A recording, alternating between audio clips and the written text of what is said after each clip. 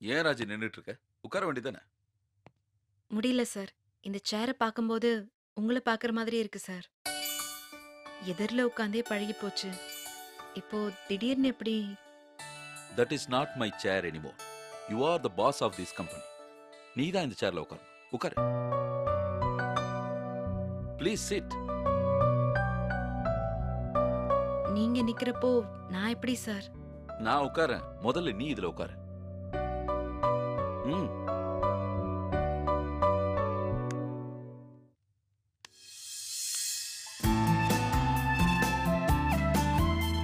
Good.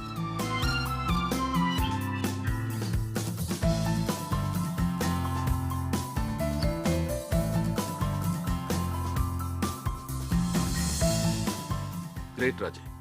I'm proud to see you as the new boss of this company.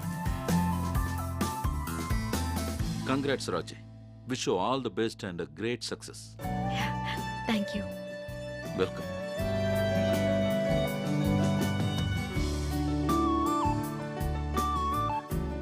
ரொம்ப சந்தோஷமா இருக்கு. இதுவும் என் கனவுல ஒண்ணுதான். உன்னை இந்த கம்பெனியோட பாஸ் ஆக்கி பார்க்கணும்னு ரொம்ப நாள் ஆசைப்பட்டேன். இன்னைக்கு நிறைவேறிடுச்சு. Thanks sir. நீங்க என் மேல வச்சிருக்கிற நம்பிக்கையை நினைச்சா ரொம்ப சந்தோஷமா இருக்கு. ஆனா நிஜமாவே நான் இதுக்கு தகுதியானவளான்னு எனக்கு தெரியல. இந்த கம்பெனியை லீட் பண்ண உன்னை விட தகுதியான பர்சன் இன்னொருத்தர் இல்லைன்னு நான் உறுதியா நம்புறேன். இருந்தாலும் எது உன்னை சங்கடப்படுத்துது? உன் தகுதியும் திறமையும் ஏன் உன் கண்ணுக்கு தெரியலன்னு தான் எனக்கு புரியல. அவையடக்கம் தேவைதான். ஆனா இந்த மாதிரி சமயங்கள்ல யூ ஷுட் ஃபீல் ப்ரவுட். எதுக்கு நீ அதை தயக்கமா ஏத்துக்கணும்னு கேக்குறேன். இல்ல சார், நான் தயங்குறதுக்கு காரணம் வேற. Then share it. இல்ல சார், நான் ஒரு நல்ல டிசிஷன் மேக்கரான்னு எனக்கு தெரியல. Of course you are. ஏன் சொல்றேன்னா, இவ்ளோ நாளா இந்த கம்பெனில நான் ஒரு டீம் ஹெட்டா இருந்தேன். ஒரு 10 பேர் டைரக்டா ரிப்போர்ட் பண்ணிட்டு இருந்தாங்க. ஏதோ நானும் சமாளிச்சிட்டேன். ஆனா நீங்க திடீர்னு இவ்ளோ பெரிய பொறுப்பை என் தலையில தூக்கி வச்சிட்டீங்க. 1000 பேர் வேலை செய்யற கம்பெனிய எப்படி நான் ஒத்த ஆள சமாளிக்க போறேன்னு எனக்கு தெரியல சார். தெரியலன்னா கத்துக்க. சார், லைஃப்ல தெரியாதுன்னு எதையுமே கத்துக்காம விட்டுறக்கூடாது ராஜி. ஒரு விஷயம் உனக்கு தெரியலன்னா புரியலன்னா you have to learn it. You have to jump to the bigger level. நான் மட்டும் என்ன, எடுத்த உடனே இவ்வளவு பேர் வேலை செய்யற கம்பெனி ஆரம்பிச்சேன். கொஞ்சம் கொஞ்சமா ஆரம்பிச்சு இப்ப 1000 தாண்டி வந்து நிக்குது. இது எனக்கே பிரமிப்பா தான் இருக்கு.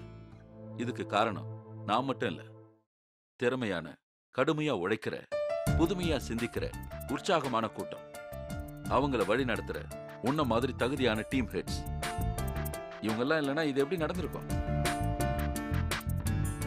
இந்த கம்பெனில நீ எம்ப்ளாய் கிடையாது, யூ ஆர் த ஓனர். உண்மையை சொல்லணும்னா இதோட வளர்ச்சியில என்னோட உழைப்பை விட உன்னோட உழைப்பு தான் அதிகம். சார், என்ன சார், நீங்க மட்டும் இல்லனா? என்ன நான் மட்டும் இல்லைன்னா?